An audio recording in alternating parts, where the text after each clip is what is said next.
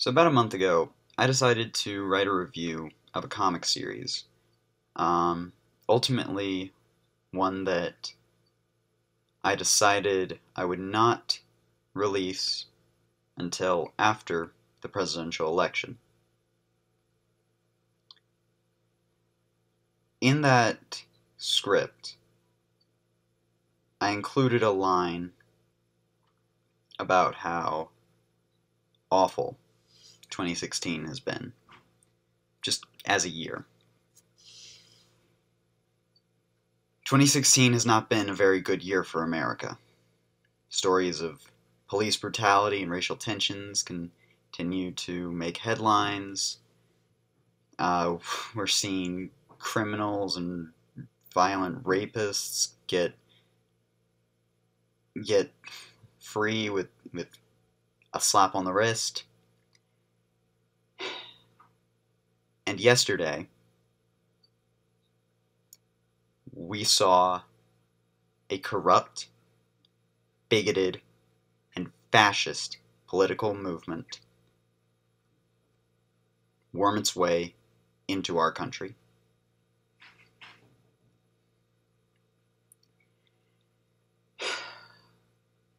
In times like this, it's really hard not to feel powerless.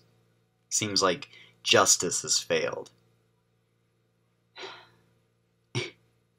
And I understand people's needs to escape or to hide.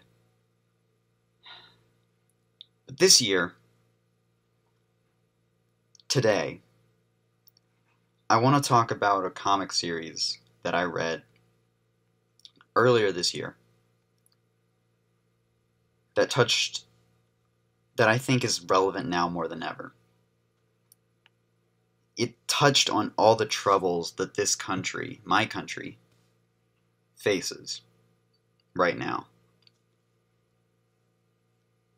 These struggles have existed long before me, and they will continue to exist long afterwards.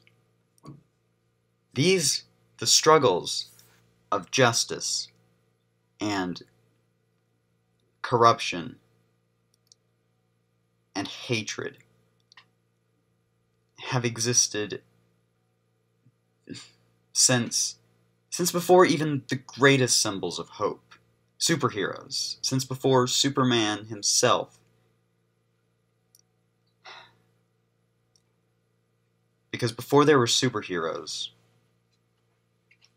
there were masks.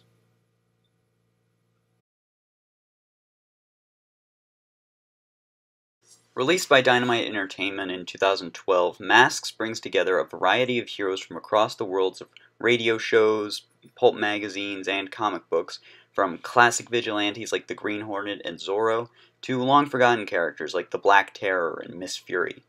Dynamite has made their name reviving proto-superhero and Golden Age comic book characters, often with the aid of legendary comic book artist Alex Ross, who has done covers for practically everything Dynamite has ever done. Ross helped to develop this series with writer Chris Robertson of iZombie fame, as well as painting the main covers for each issue and the interior art for issue 1. Later issues would see art provided by Dennis Calero, known for his work on X Factor and Legion of Superheroes. But enough about the background of the book. What is Masks actually about? The year is 1938. New York has recently come under the control of a new political party known as the Justice Party.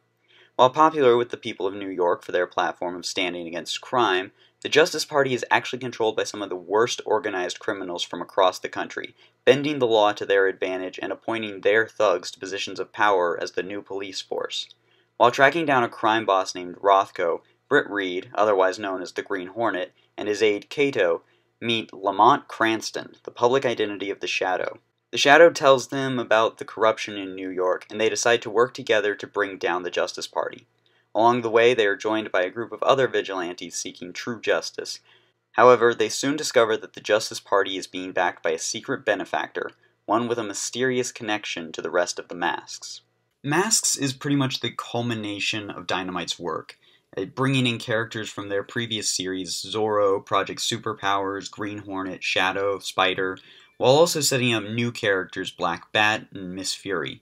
However, unlike other crossovers which would seek to establish a shared universe for all these series, Masks exists on its own, which I think is really a valuable asset to this book because it allows anyone with even a vague interest in any of these characters to pick it up and discover new characters that they might not have heard of. And now, more than ever, you should read this book. What I find really fascinating about Masks is the fact that the series was written in 2012 with the intent on looking back at how America was decades ago, yet resonates so strongly today. Very specifically, today. The New York presented in Masks is not some fictional comic book world where supervillains build death rays. This was our world. There were Nazi sympathizers, a very prominent pro-Nazi agenda, and fascist political movements on the rise, not only in America, but around the world. The Justice Party represents what would have happened had those groups actually gained power. And now we've seen another Justice Party emerge with the last presidential election, with our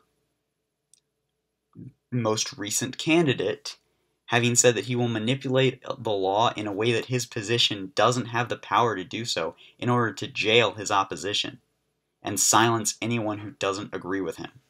One of the scenes that really stood out to me as I was reading this for the first time is in the first issue. While Britt Reed meets with Lamont Cranston, Kato remains outside with the car, where he sees Rafael Vega being accosted by two police officers. Vega explains that he came from California in order to find work, and the two officers immediately arrest him, changing his story and even goading him into resisting arrest.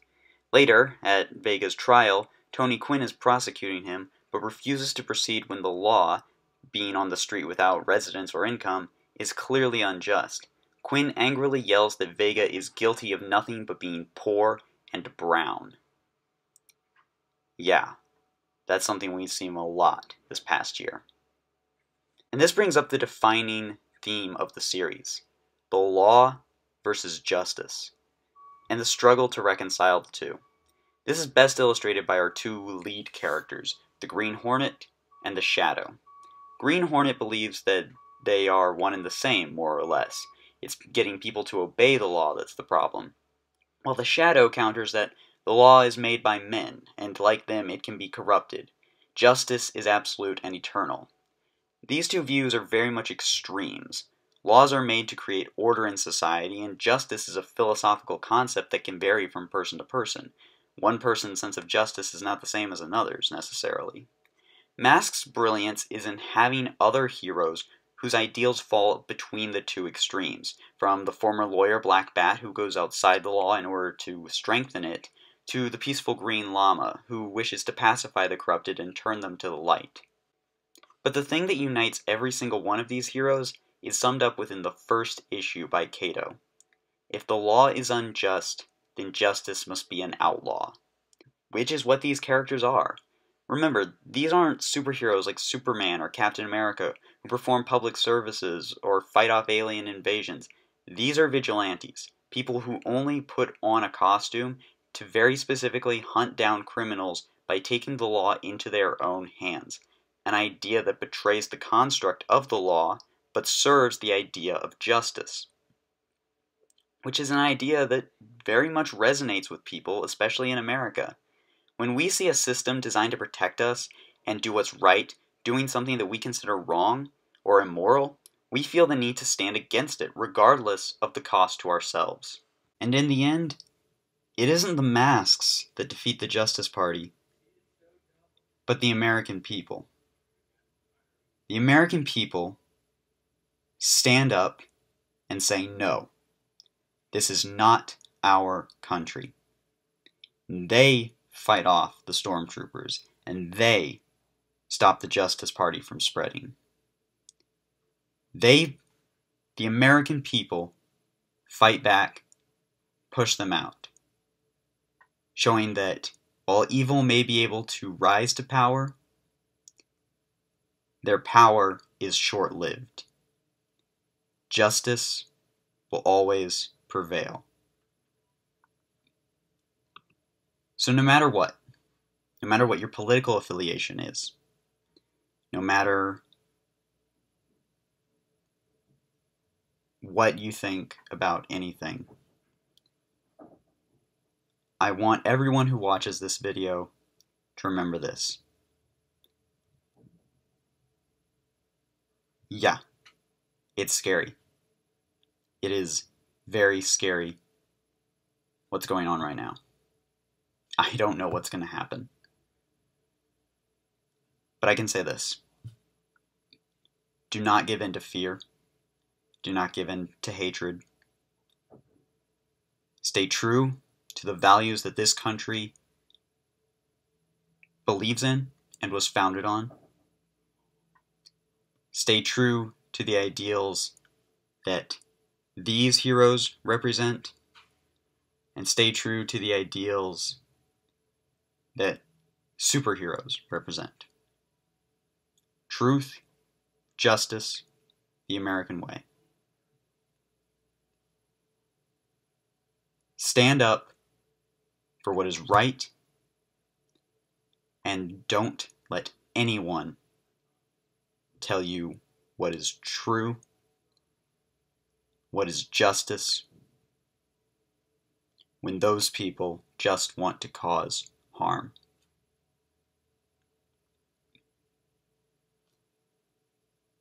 We are stronger when we believe in good and decency than the people who feed on fear and hatred.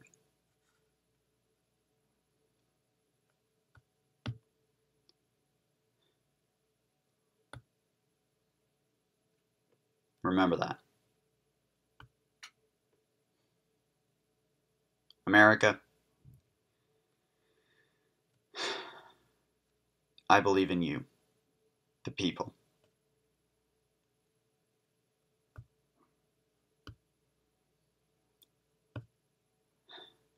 You know what evil lurks in the hearts of men, and you can stop it.